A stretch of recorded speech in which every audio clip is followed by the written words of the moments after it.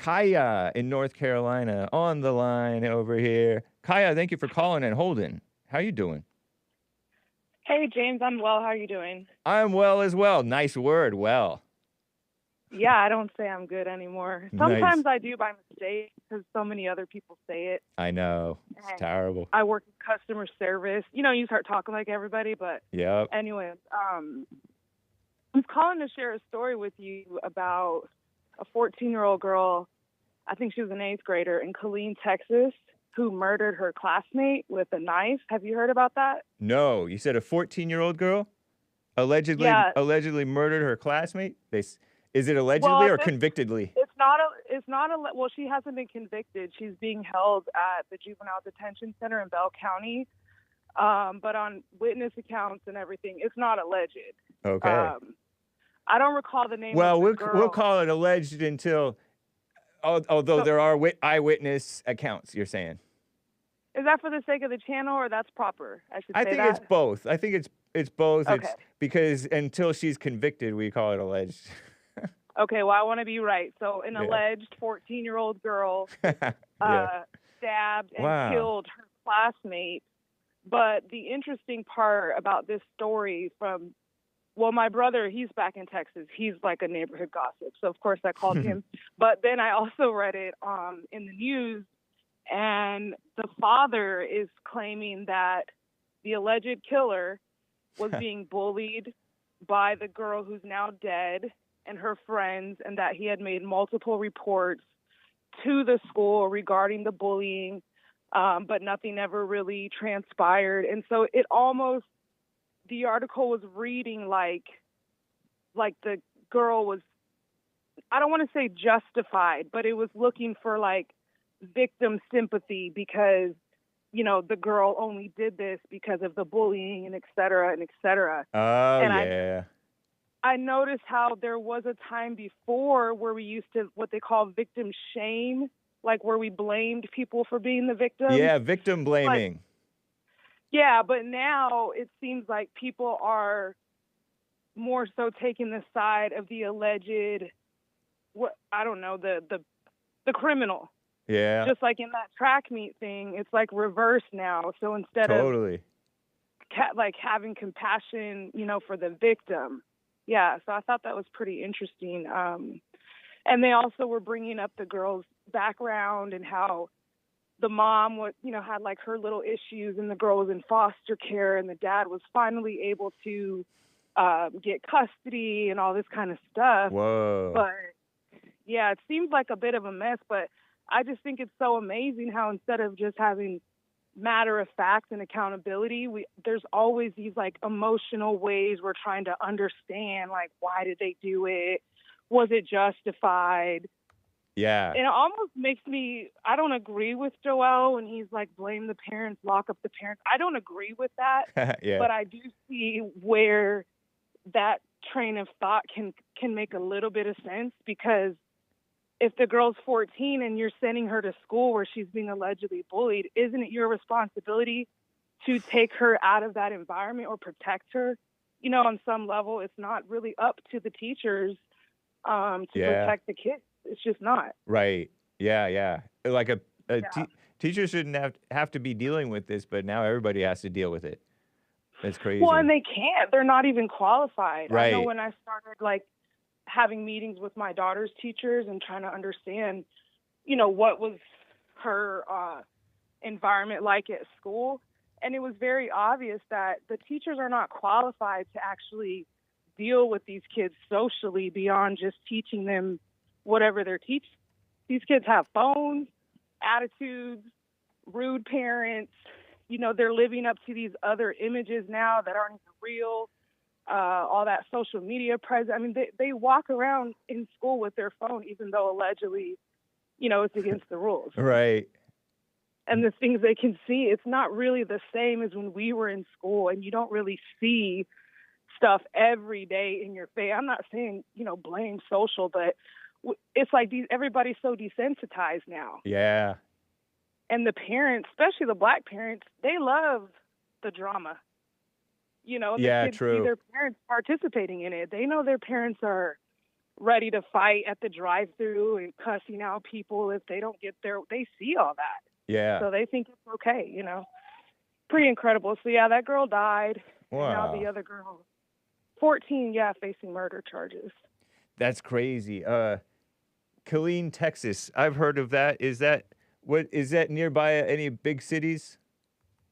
It's an hour away from Austin, Okay. and its notoriety is because of Fort Hood, Texas, which got changed to Fort Cavazos, which is the Oh, largest military installation on the U.S. side. So it's a small city, and it's surrounded by Fort Hood. what a But it's mess. They slowly called it turning Fort ghetto. Cavazos. Who's Yeah, there's Cavazos?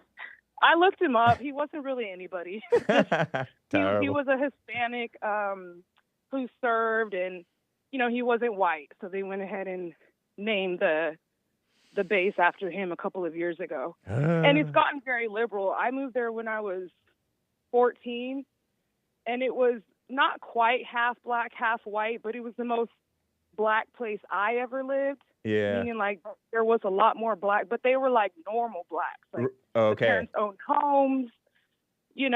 Everybody wasn't trying to be hood. Yeah.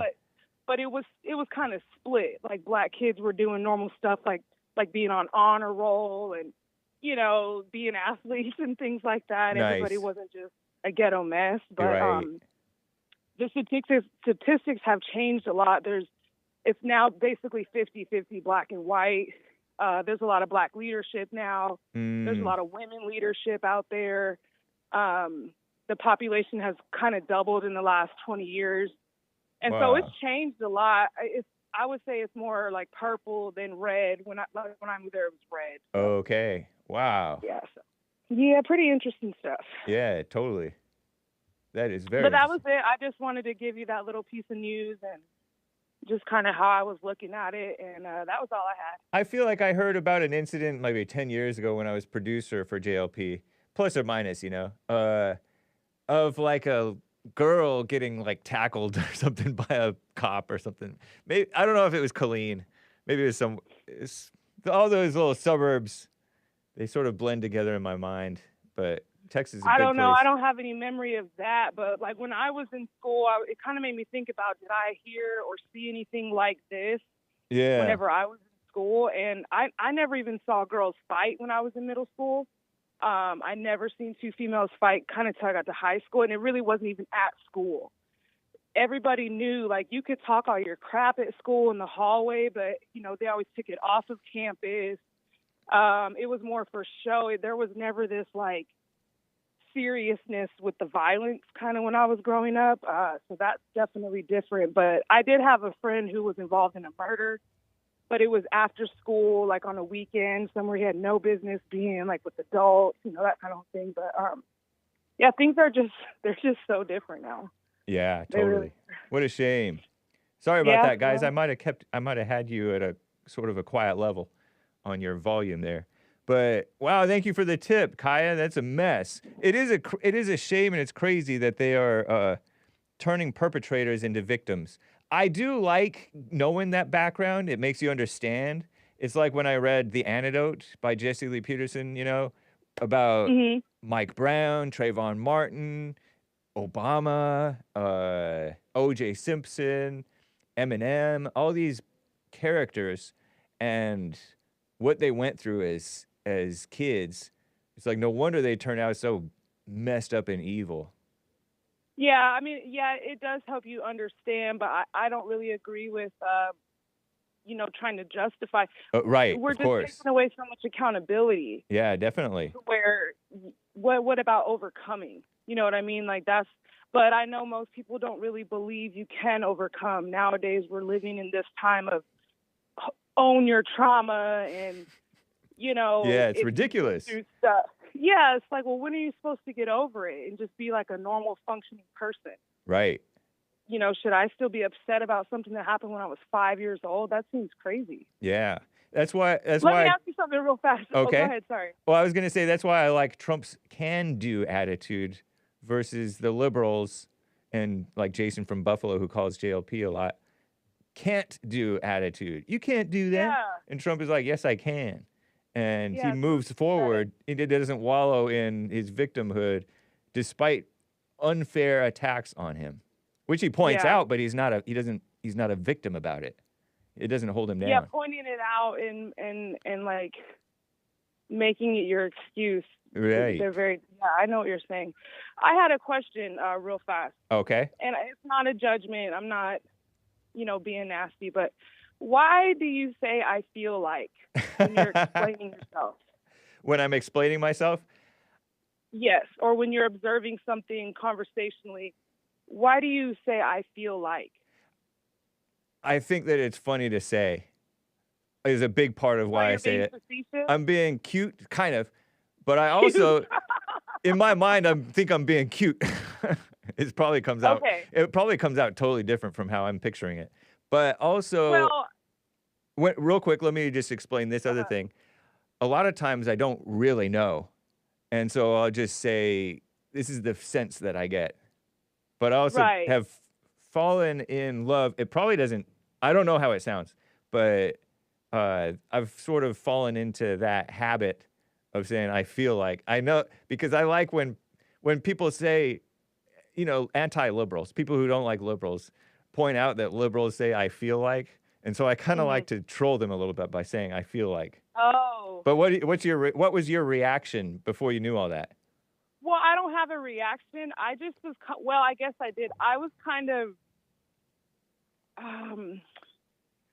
I guess surprised is the only word, even though I know that's not the word. I was taken aback when I hear you and Nick, who of course I don't know you all, but I've been listening to you guys for several years, and I consider y'all to be men, and when you guys say I feel like, I notice that it's a feminine way that people are now describing things. Right. Instead of just saying what they see, they always have to say, well, I feel like, it's kind of like up top. Right. It's become this popular way of communicating, and I'm not calling it right or wrong. It just seems unnecessary, and I also noticed that it's emotionalizing truth sometimes. True. But I didn't, it doesn't make me be like, oh, I'm going to spit when James says I feel like. But it just is especially because you're so grammatically correct, it just seems unnecessary. Right. But I'm not policing your speech. I've just been genuinely curious. I'm not taking it that way. If you notice. Oh, good. Yeah. I wouldn't care if you were. But no, I'm just kidding. I'm kidding. But I was just curious if it's intentional or if you've just like picked it up. No different than sometimes you might say I'm doing good, but you didn't mean to say it, but everybody says it, so you just say it. There could be some unconsciousness there, and it's a shame that I'm such a bad influence on the anchor baby because he probably picked it up from Nick. me. Nick. Now I'm calling you Nick. That's what I'm saying, James. Like, let's pretend I was so weak and I was holding you on a pedestal, and then you started using up talk and saying I feel like, and I'd be like, ew, I can't even listen to him, but it's not that serious. For those, I was really just curious. For the boomers or whoever doesn't know what up talk is, it's when your voice inflects and you say stuff like a question, and so yeah, you know what I mean? And I totally get where you're coming from because that probably happens a lot when I say it because it's become such a habit. And if I'm speaking unconsciously, I probably slip it and say it way more than I need to. And it's not direct. It's not as hard hitting as just the plain truth. So I like that. I feel like that's some good advice. Well, I didn't know I was giving any, but okay, thanks. Oh, right on. Yeah. Nice. Right on. Well, thank you for taking my call. I feel like this has been a great conversation, and I feel like I'll call you again sometime. Sounds good, Kaya. Appreciate it. All right. Take care. You too.